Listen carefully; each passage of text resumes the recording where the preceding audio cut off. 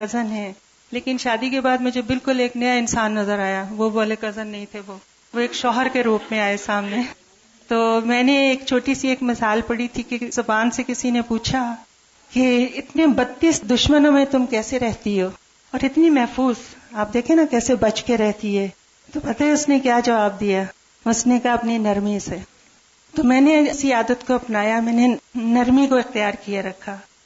تو بالکل وہی بات کہ جیسے شادی سے پہلے بہن بھائیوں سے ناراضگی ہوتی تھی یا ماں باپ سے تھوڑی سی خفگی ہوتی تھی، یا ہمارا یہ کہنا نہیں مانتے، یہ نہیں کرتے، اتنی سختیاں ہمارے اوپر، یہ ہے وہ ہے. تو میں نے بالکل وہی رویہ اپنا وہاں پہ رکھا.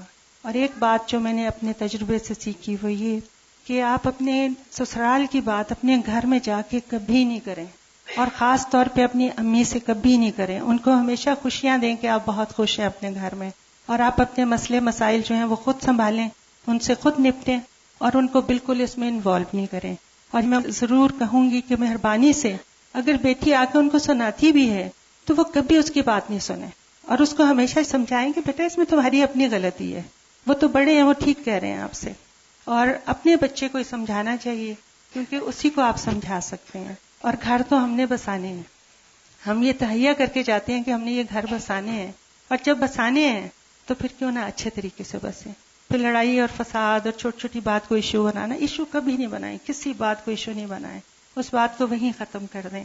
اور الحمدللہ ماشاءاللہ 32 سال ہو گئے میری شادی کو، اور اللہ کا بہت شکر ہے، بہت شکر ہے کہ سب لوگ جہاں تک میرے علم میں ہے کہ وہ خوش ہی ہیں مجھ سے، کیونکہ میں نے کبھی زیادتی نہیں کی، کبھی حسد نہیں رکھا، کبھی کسی کے لیے دل میں برا خیال نہیں لائی. ہر ایک کے ساتھ میں نے کوشش کی کہ میرا جو بھی رشتہ ہے، میرے میاں کا جو بھی رشتہ ہے وہ قائم رہے. اور میرا خیال ہے کہ اپنے میاں کو خوش کرنے کا سب سے اچھا طریقہ یہی ہوتا ہے کہ اس کے بہن بھائیوں کو بھی آپ خوش رکھیں، تاکہ وہ بھی ایک بیلنس پرسنالٹی بن کے سامنے آئے. اگر آپ اس کے گھر والوں کے خلاف بات کریں گے، وہ آپ کے گھر والوں کے خلاف کرے گا، یہ تو ٹسل چل جائے گا پھر. تو بس یہی میں آپ سے کہوں گی کہ ہمیشہ عاجزی اور انکساری، محبت اور خیر خواہی اس میں اتنی طاقت ہے کہ وہ اور کسی چیز میں ہو ہی نہیں سکتی. بہت شکریہ مجھے اتنی دیر برداشت کرنے کا.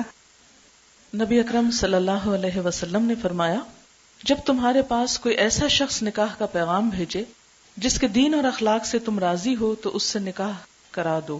اگر تم ایسا نہ کرو گے تو زمین میں فتنہ اور بڑا فساد رونما ہوگا. السلام علیکم. زائدہ بہن نے اتنی نصیحتیں کر لی کہ میرا خیال ہے کہ اس کے بعد کوئی ایسی بات رہ نہیں گئی جو میں بتاؤں. میں تھوڑا سا، چونکہ میرا اپنا پرسنل ایکسپیرینس ہے تو میں یہ بتانا چاہوں گی کہ برخلاف زائدہ بہن کے ایکسپیرینس کے میں ایسی نہیں تھی. میں بہت خود سر اور ضدی اور اپنی بات منوانے والی، لیکن الحمدللہ میرا شوہر بہت ایک اچھا نیک انسان تھا. اگر وہاں انہوں نے نرمی دکھائی تو یہاں مجھے کوئی کریڈٹ نہیں جاتا، اور میں اس کو ریئلائز کرتی ہوں. اور میں نے اس بات کو ریئلائز تب کیا جب میں نے قرآن پڑھا اور سمجھ کر پڑھا، اور مجھے پتا چلا کہ نرمی سے اور پیار سے، اور جتنی غلطیاں میں نے کی اور جو اب مجھے وہ یاد آتی ہیں اور مجھے بہت زیادہ اس پہ شرمندگی ہوتی ہے کہ نرمی اور پیار سے جو بات ہو سکتی ہے وہ ہٹ دھرمی سے اور ضد سے نہیں ہو سکتی. تو سب میری پیاری بچیوں جن کی شادیاں ہونے والی ہیں، تو میں نے جو 20 سال کے بعد سیکھا تو وہ تم لوگ ابھی سے پلے سے باندھ لو کہ نرمی سے اور پیار سے. اور اس میں میرے ایک اپنا، یعنی میں اس کو لالچی کہوں گی کیونکہ میں نے قرآن پڑھنا تھا، 1 سال تک میں نے گھر سے دور رہنا تھا. اب اگر میں وہی پرانی والی شائستہ ہوتی اور ہٹ درمی سے کہ نہیں یہ تو میں نے کرنا ہے، آپ جو ساری عمر یہ کرتے رہے اور میں آپ کے ساتھ رہی تو میں نے بھی آپ کو برداشت کیا، نہیں، میں نے بہت عاجزی سے ساری میری جو ضد اور وہ تھی وہ میں نے ختم کر دی. اور اتنا میں جھک گئی اور اتنا میں جیسے زمین کی جیسے خاک ہو جاتی ہے، میں نے قرآن کی خاطر اپنے آپ کو بنا لیا. اور الحمدللہ اس کی خاطر انہوں نے مجھے اتنی اجازت دی کہ میں نے قرآن پڑھا. پورا راستہ میں جب 3-3.5 گھنٹے کے راستے میں جایا کرتی تھی تو یہی سوچتی تھی کہ میں ان کو کیسے خوش کروں کہ وہ واپس مجھے آنے دے. اور وہ 2 دن میں ان کو یعنی نرمی اور پیار سے، حالانکہ گھر میں بچوں کے ساتھ بہت سے مسائل بھی ہوتے ہیں، میں جاتی تو وہ ایک مسائلستان ایک لسٹ پڑی ہوتی کہ یہ کچھ ہو گیا ہے تمہاری غیر موجودگی میں، لیکن الحمدللہ بیچ میں اللہ تعالیٰ نے اتنا، اور یہ صبر میں نے قرآن سے سیکھا. تو میں یہ کہنا چاہوں گی کہ جن کی بھی بچیاں ہیں وہ پلیز قرآن ان کو ضرور پڑھائیں، چاہے جہاں سے بھی پڑھائیں، لیکن قرآن سمجھ کر اتنا صبر آ جاتا ہے انسان میں، اتنی نرمی آ جاتی ہے، اتنی عاجزی آ جاتی ہے اور وہ صرف اور صرف اللہ کی خاطر ہوتی ہے.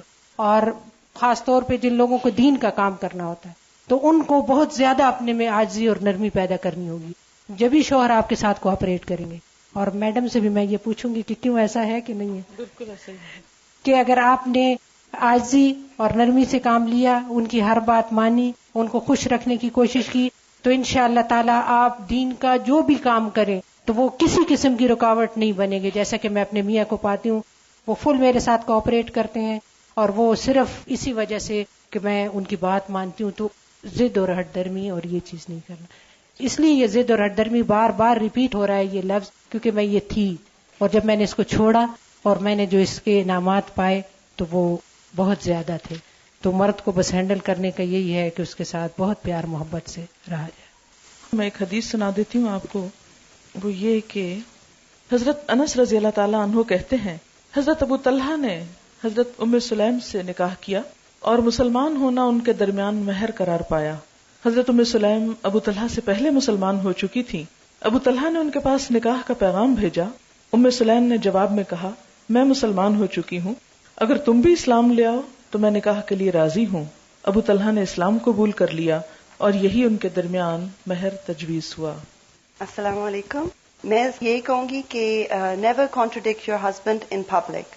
پرائیویٹلی آپ جو مرضی کرو, لیکن in public never contradict him. If he is seeing something you don't like, just smile a lot. اور you have to win people over with your اخلاق. اور جب کوئی چیز آپ کو اچھی نہیں لگ رہی ہو تو اوپنلی شروع میں نہیں کہنا, اپنے اندر رکھنا ہے, اپنے آپ کو کنٹرول میں رکھنا ہے. بہت اچھی بات انہوں نے کی, اللہ نے جزائے خیر دے. عموماً ہم ایسی ہی چھوٹی چھوٹی غلطیاں کرتے ہیں اور ہمیں خود بھی پتہ نہیں ہوتا کہ ہم کیا کر رہے ہیں. اب دیکھیں کہ عموماً ڈفرینس آف اوپینین اس لیے نہیں ہوتا کہ ہم ایک دوسرے کو ڈس لائک کر رہے ہوتے ہیں یا ہماری کوئی عداوت ہوتی ہے ایک دوسرے کے ساتھ. وہ چونکہ سیٹ اپ مختلف ہوتا ہے, گھروں کی روٹین مختلف ہوتی ہے, لائف سٹائل مختلف ہوتا ہے, تو قدرتی طور پر جب آپ ایک دھارے سے آئے, دوسرا دوسرے سے آئے, جب وہ اکٹھے ہوں گے تو کچھ چیزیں مختلف ہوں گی اور ان میں اختلاف کا پیدا ہونا بالکل نیچرل ہے. اگر آپ اپنے آپ کو دوسرے کی جگہ پر رکھ لیں تو آپ سوچیں اگر میں اس بیک گراؤنڈ سے آتا تو میں بھی ایسا ہی ہوتا, تو اس لیے مجھے دوسرے کو معاف کر دینا چاہیے. اور بہت کام کی بتائی یہ بات انہوں نے کہ کبھی پبلکلی اپنے ہسبینڈ کو کنٹراڈکٹ نہیں کریں, کیونکہ مردوں کی جو انا ہوتی ہے, مردوں کی جو خودداری ہوتی ہے, ان کو جو اللہ نے وَلِلرِّجَالِ عَلَيْهِنَّ دَرَجَةٌ, کہ مردوں کے لیے ان عورتوں پر ایک درجہ ہے. وہ جو اتھارٹی والا ہے اس کو چیلنج نہیں کریں کبھی. اس کو چیلنج کر کے خود آپ نقصان اٹھائیں گے. اس کو وہیں رہنے دیں, اس کو برقرار رکھیں, وہ آپ کے فائدے کا بھی ہے. اور اگر اس معاملے میں اس نصیحت پر عمل ہو جائے کہ ٹھیک ہے اختلاف بھی ہو گئے, آپس میں محبت سے بھی انسان ایک دوسرے سے جھگڑتا ہے, روٹتا ہے, سب کچھ چلتا ہے, ایک نیچرل لائف کی علامت ہے, لیکن لوگوں کے سامنے نہیں, کیونکہ شوہر اپنی بے عزتی کو ہمیشہ دل میں رکھ لیتے ہیں اور پھر جگہ جگہ انتقام لیتے ہیں اور زندگی تلخ کر دیتے ہیں. اس لیے ایک کڑوا گھونٹ بہت ساری خرابیوں سے انسان کو بچا لیتا ہے. السلام علیکم. ایک رشتہ ہوتا ہے نا مدر کا, اور ایک ہوتا ہے مدر ان لا کا. اگر ہم یہ ان لا کا لفظ ہٹا دیں اور ساس کو اپنی ماں, اور اس طرح سارے رشتوں کو, sister in law, brother in لا, سب کو اگر ہم ان لا ہٹا دیں اور ان کو واقعی دل سے اپنی بہن, اپنا بھائی, اپنی ماں, اپنا باپ یہ جگہ دیں, لوگوں کو اکوموڈیٹ کریں, آپ کو لوگ اکوموڈیٹ کریں گے.